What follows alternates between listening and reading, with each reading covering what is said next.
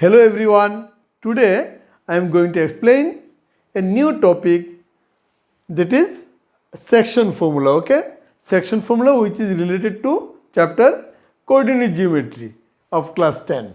So in my last video I have explained that distance formula. Okay, how do you find distance between two points by using graph? I have explained in my first video of the chapter. Okay, today let us start that how do you find the section formula graphically. So this one I am going to explain today. Keep attention for a few minutes so that you can understand it properly. Okay, can I start? Yes. Okay, now first I am drawing the two axis line. Okay, two axis line. Already you know this one. This axis is known as x-axis, which is horizontal, and another one is vertical. This one is y-axis, and we are considering a line segment, that is A and B. AB be a line segment, and its coordinate we are considering x1 y1, and that one is x2 y2. As it is section formula, that one means what? Once line segment we divide by a point into two ratio, from that one we are getting the concept of section formula. Okay, so we are considering P be a point which is divided the line segment in the ratio of m is to n, and that point considering xy. M is to n means what? That part we are considering m, and that part we are considering n ratio. Okay, now to represent that section formula graphically, so what we will do there? We have taken whatever requirement.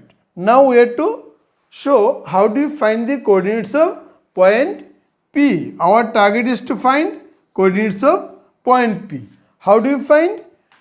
We are just drawing perpendicular line from the point of A1 perpendicular. Say we are considering this one is AC perpendicular is there, then this one is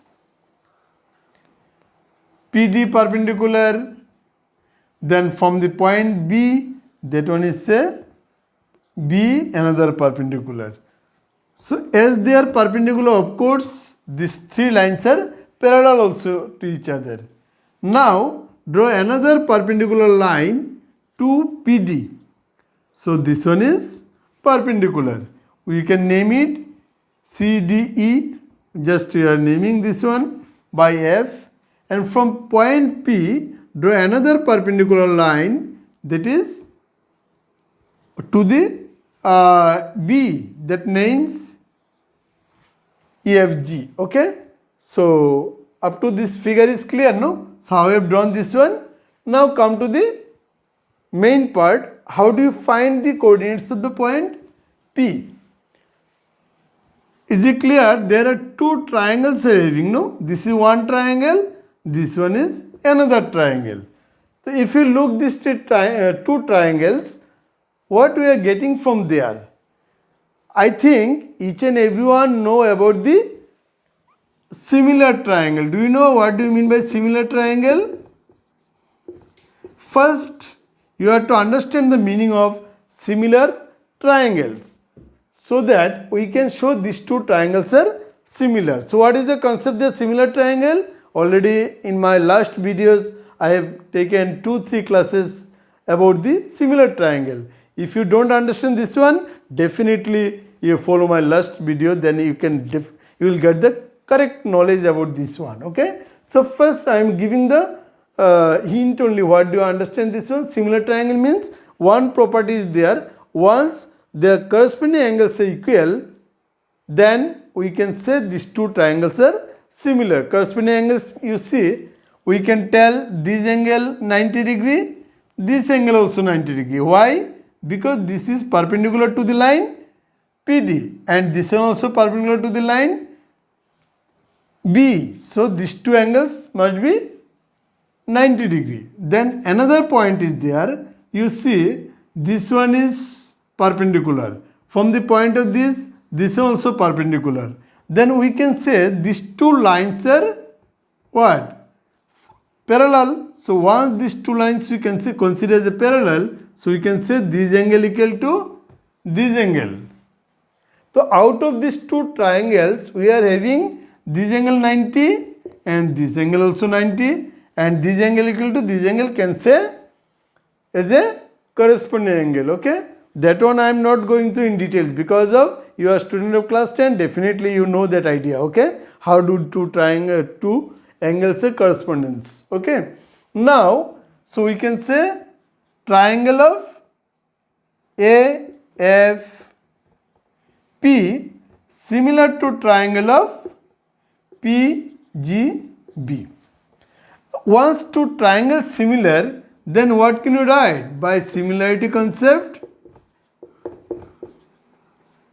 by similarity we can write there F by PG, and you see corresponding side we are taking only. Okay, F by PG, then we can write FP GB, FP GB, and another corresponding AP by PB.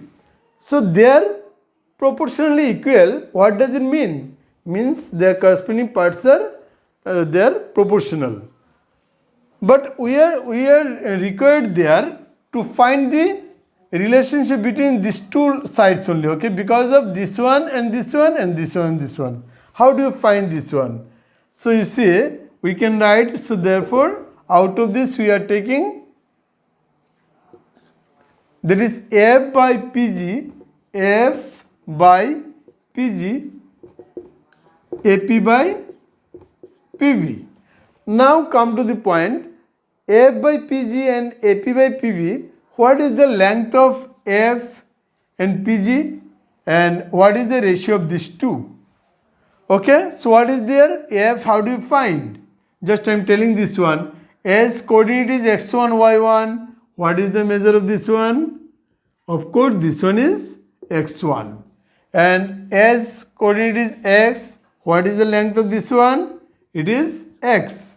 So x minus x1, this is the length. Okay, x minus x1. So of course, this measurement x minus x1. Okay, then again you come to the next point. So what is the length of this one? Has as its coordinate x2, so that length is x2. So what is the measure of this one?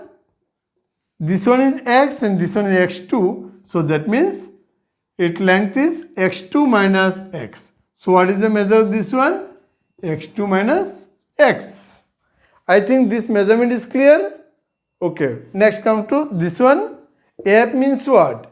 F is there already in the figure. I have shown x minus x1. And PG means what?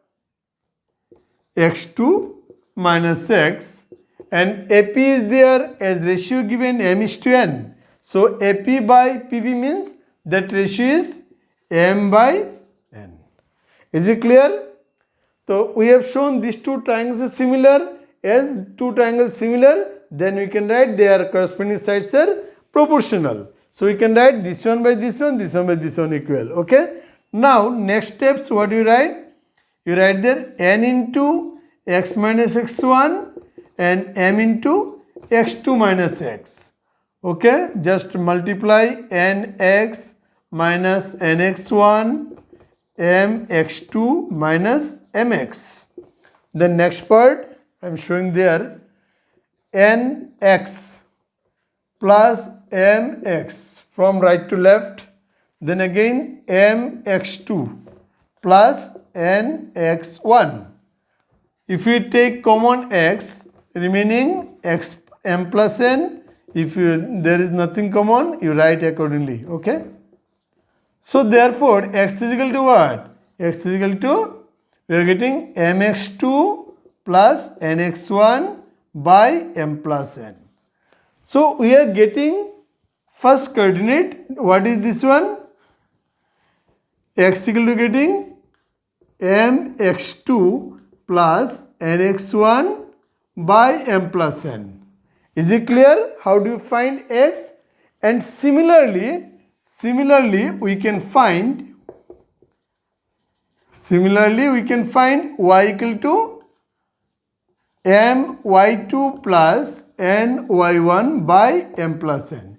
In case of y, we will take the measurement of this one only y coordinate, that coordinates only considering this one, okay? Once you find y, we will take the measurement of this one, and by the same process we can find it. But this one no need to show, we can write it directly. Similarly, y equal to this one. So thus we are getting the section formula. So what is the meaning of section formula? A line segment, once a point divide into the ratio m is to n, then we are getting the coordinate by section formula.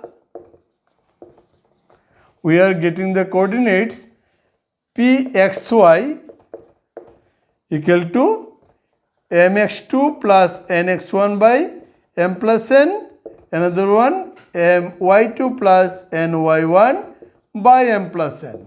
Whatever related sums are there in this chapter, we have to prepare this year only this distance formula related sum, and another thing sum of section formula, and whatever area related sum are there, that are already deleted from CBSE for this year.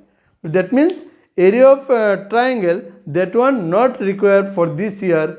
That means you have to prepare these two formula of the chapter. There is one is distance formula, another is section formula. And once you know that one properly, definitely you will not find any problem in this chapter.